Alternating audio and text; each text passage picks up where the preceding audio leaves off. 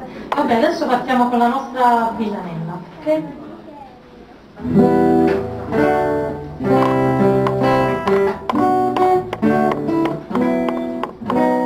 Si fermano, buttassero la spada. Si fermano, buttassero la spada. Triste chi l'uomo, triste chi l'uomo che avresse bene, a donna che ancora crudele da temo, a donna che ancora crudele da temo.